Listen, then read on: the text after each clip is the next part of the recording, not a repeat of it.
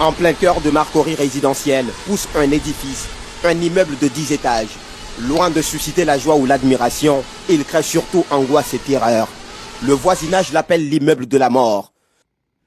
Sur le site, aucun panneau de chantier indiquant le nom du maître d'ouvrage, le maître d'œuvre, l'exécutant ou même le bureau de contrôle. Le propriétaire a d'ailleurs balayé du revers de la main toutes les mises en garde et les demandes d'arrêt des travaux. Il faut que je vois les acteurs qui sont dans le foncier. Le 23 mars dernier, le directeur de la construction nous assurait pourtant que les travaux avaient bel et bien été arrêtés. Les travaux sont arrêtés. Mais je pense qu'on va demander aux agents contrôleurs de nous remonter les différentes informations. Sinon, pour le chantier en question, j'ai appelé le chef d'antenne de la zone. Il m'a donné l'information que les chantiers étaient arrêtés. Mais quand nous y arrivons ce 4 avril, stupeur. Les travaux se poursuivent allègrement. Puis, l'immeuble censé abriter 6 étages en compte 10 désormais, selon le voisinage. Un véritable cauchemar pour ces derniers. Certains ont vu leur maison s'affaisser. Les plus chanceux s'en tirent avec des murs fissurés. Seulement 1,5 mètre sépare l'imposante bâtisse des autres habitations dont les toitures servent de poubelle pour les rebuts de construction du puissant voisin. Impossible pour eux de se plaindre, impossible aussi de dénoncer ce chantier. Un seul accepte de témoigner, mais sous anonymat. Ça fait 2 ans qu'ils ont commencé les travaux. On a tout le temps des chutes de bois, des chutes de serre, comment on appelle ça, les serre joints en fer à une telle hauteur, le gravat, le béton, tout tombe chez moi. Tout est bousillé chez moi, mais je ne peux rien faire. Vous avez vu la clôture qui est complètement cassée à cause de l'affaissement du sol. Les ouvertures chez moi aussi, je l'avais demandé de fermer ça, mais c'est pas fermé toujours. On voit tout chez moi. Ma maison est transparente. On est obligé de nous cloîtrer à la maison. Parce que même des fois, quand les employés, les ouvriers se lavent, ils traînent nus dans l'étage et tu les vois à poil chez toi à la maison. Tu es obligé de fermer tes rideaux avec ta femme ou tes enfants ou des étrangers. L'infortuné devra déménager au risque de se voir enterré avec femme et enfants un jour dans sa maison. Une étude réalisée par un bureau spécialisé révèle que les travaux de construction de l'immeuble de 10 étages ont endommagé sa fondation, ce qui en rajoute aux inquiétudes des riverains. À ce sentiment, il faut ajouter la psychose créée par les effondrements d'immeubles. En 2020, 11 immeubles se sont effondrés dans la ville d'Abidjan et ont enseveli de nombreuses personnes. Une situation qui n'inquiète guère cet individu perché sur l'immeuble. Il nous semble de quitter les lieux. Dégagez, dégagez, ça n'ira nulle part, menace-t-il. Peut-être le propriétaire ou l'un de ses proches. Dans tous les cas...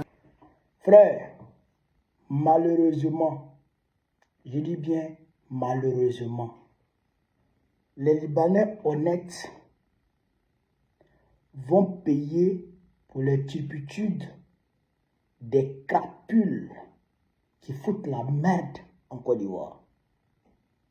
Malheureusement, un jour, le peuple va se lever contre tous les Libanais en Côte d'Ivoire et les bons Libanais qui sont gentils, qui sont sérieux, qui sont honnêtes vis-à-vis de nos lois, vis-à-vis de nos coutumes et vis-à-vis du peuple de Côte d'Ivoire, seront victimes, d'accord, des turpitudes de ces crapules qui sont en train de foutre la merde. Le peuple va se lever un jour et le peuple va chasser tous les Libanais. Et à ce moment, les bons Libanais vont payer cher. Pour rien. Parce que ce qui se passe là, toi, parce que tu as l'argent, parce que tu arrives à empocher les gens de Draman, parce que eux là, ils sont venus pour s'enrichir. Ils sont venus chercher l'argent. Vous dites que les travaux sont arrêtés, or les travaux se poursuivent. Ils sont venus chercher l'argent.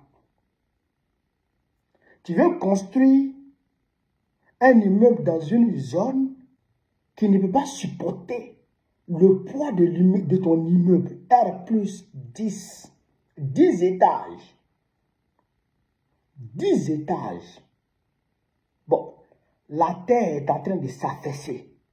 Les maisons basses qui sont à côté sont en train de se fissurer. Et tu dis tu t'en fous. Parce que tu manges avec Ouattara.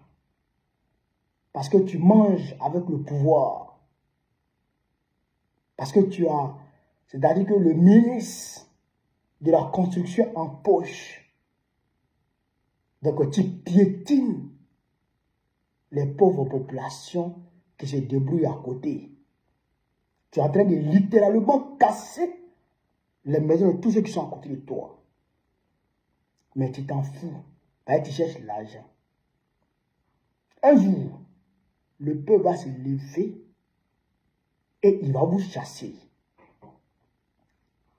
Et ce n'est plus loin.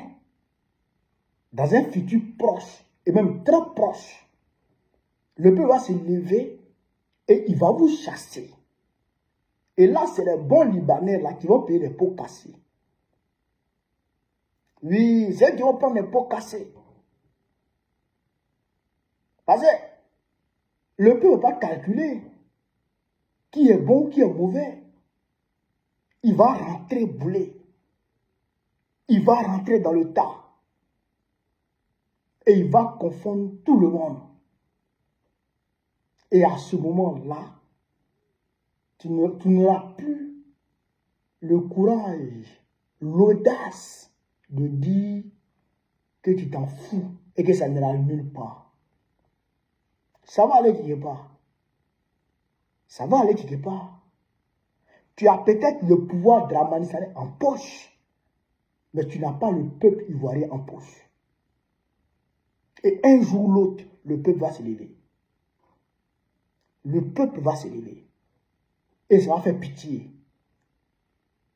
Ça va faire pitié. Frère, j'ai le cœur très lourd quand je vois ce genre de choses. Le pays ne nous appartient plus. La Côte d'Ivoire nous a échappé depuis bien longtemps. La Côte d'Ivoire nous a échappé depuis bien longtemps.